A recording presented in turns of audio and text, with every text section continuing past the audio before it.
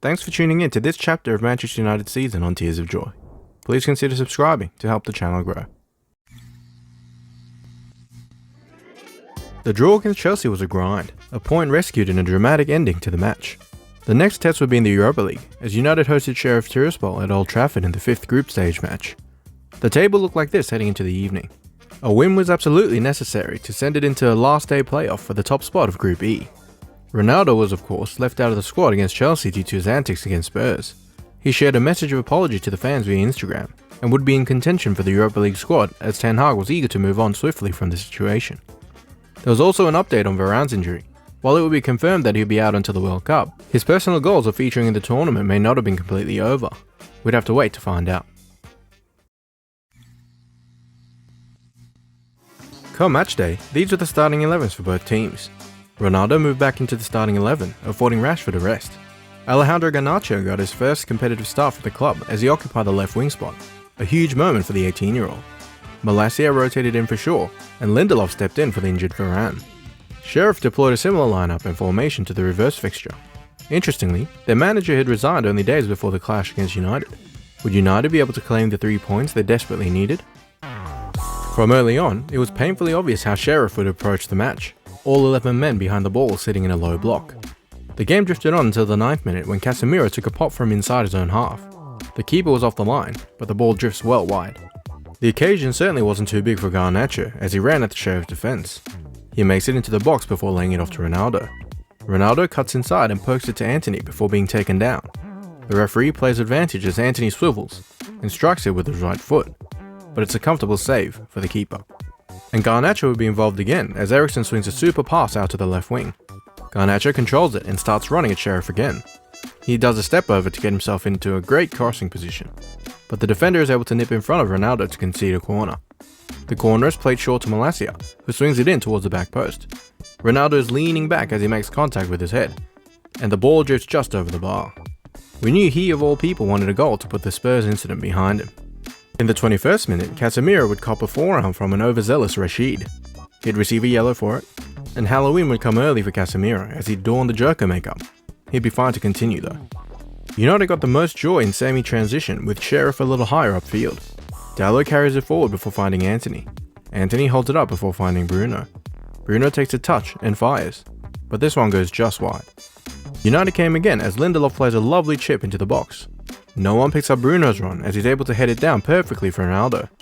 Ronaldo goes at it with his studs, but gets very little purchase on it, and the keeper is able to stick his foot out for the save, gathering it comfortably in the end. In the 38th minute, there was a somewhat controversial moment. Antony receives the ball from Casemiro and starts doing his patented spin move. The defender has no intention to close him down, as he goes for a second spin. He eventually cuts inside, before attempting a through ball for Casemiro, which goes behind harmlessly for a goal kick. Was this unnecessary showboating, or just a player showing his flair? Shortly afterwards, Sheriff reminded United not to get too comfortable. Antony loses track of his man as he's left in acres of space to swing it across. And it's a beauty, but the ball ends up just outside the reach of the striker. In the 44th minute, United's pressure would finally pay off from a corner. Eriksen swings it in towards the front post. The ball evades Sheriff's tall captain to land square on Dalot's unmarked head, and the ball flashes past the keeper before he can do anything about it, to end up in the back of the net. An unlikely goalscorer, but a crucial one as it eased the nerves of United fans. United 1, Sheriff 0. And that's how we'd head into half-time. United were dominant in every sense of the word. While there hadn't been too many clear-cut chances, more of the same in the second half should see United comfortably through to the finish line. Ten Hag made 2 substitutions at the break, bringing on Maguire and Rashford for Martinez and Antony. United's first big chance in the second half came in the 58th minute. Casemiro pinches the ball in midfield, poking it to Eriksen. Eriksen plays the first time ball up to Ronaldo. Ronaldo drives towards the box, cuts inside, and unleashes a powerful strike as fans expect the net to bulge. But the ball goes high and wide. You and me both, Cristiano. Ronaldo was at it again in the 61st minute as Rashford swings it in back post. It was almost a carbon copy of the first half chance as Bruno heads it across goal for Ronaldo. Ronaldo gets pure contact on it this time and scores emphatically. But replays would show Ronaldo clearly in an offside position, and there was still no reprieve for Ronnie. Ten Hag then made 2 more changes, bringing on Shaw and McTominay for Dalot and Casemiro. And once again, Ten Hag's substitutions would impose themselves on the match. Ronaldo probes his way forward before flicking it to McTominay. McTominay moves it on to Eriksen, who plays in Shaw down the left. Shaw plays an inviting cross into the box. Rashford's inexplicably all by his lonesome as he gets his head on it. And it's really a textbook header, as the keeper is helpless to stop it from crashing into the net. Yes, Marcus, it's been a long time coming. And Ten Hag was happy with that one. United 2, Sheriff 0. 10 minutes later, Rashford was at it again as Maguire plays it forward. He takes a touch and shoots, and forces a save from the keeper. On the ensuing corner, we see a training ground routine as Eriksen plays it low to Bruno. Bruno lets it up to Garnacho in tons of space. The youngster sees his name up in lights as he takes the shot, but it flies just over the bar. A great opportunity, but your time will come, son. That would be Garnacho's final involvement, as Ten Hag brought on long-term absentee Van de Beek to replace him. In the 80th minute, Ronaldo would get another chance for atonement, and this time he would take it. Bruno swings it across from the right half space. He picks out Ronaldo brilliantly in between two Sheriff defenders for the header. The effort is a little too close to the keeper though, who is able to get his body behind it. But Ronaldo the Predator is most alert to the rebound, and pounces on it with his left boot, to smash it home past the keeper. It took until the 81st minute, but welcome back my GOAT. United 3, Sheriff 0. In the 80th minute, Bruno tried to recreate Cristiano's goal. This time the ball arrives at the back post to meet Van de Beek's run, but Danya isn't able to control his left foot finish at full stretch on the half volley, and the ball squirms wide. It was good to see him back on the pitch. And that would be that. Full time stats would be like this.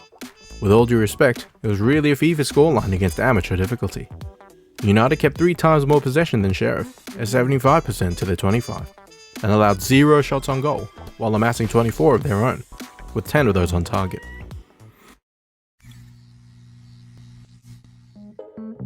A 3-0 win in full cruise control. Headers was the theme of the evening, as Dalot opened up the scoring in the first half, and we were treated to his check the pulse celebration. It was Rashford's turn next to deliver with his head, as his strong play of late was finally rewarded with a goal. It was 99 career goals for United now, and the next would see him join the 100 club. Hopefully it would come sooner than later. Finally, it was Ronaldo's turn in his return to the squad after a brief exile. He didn't score directly with a header, but it forced a save from the keeper to set up his tap-in.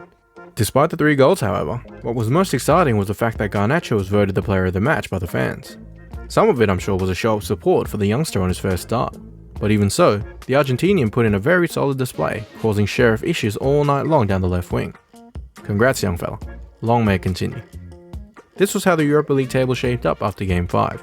It would be a final day showdown away at Sociedad for first place.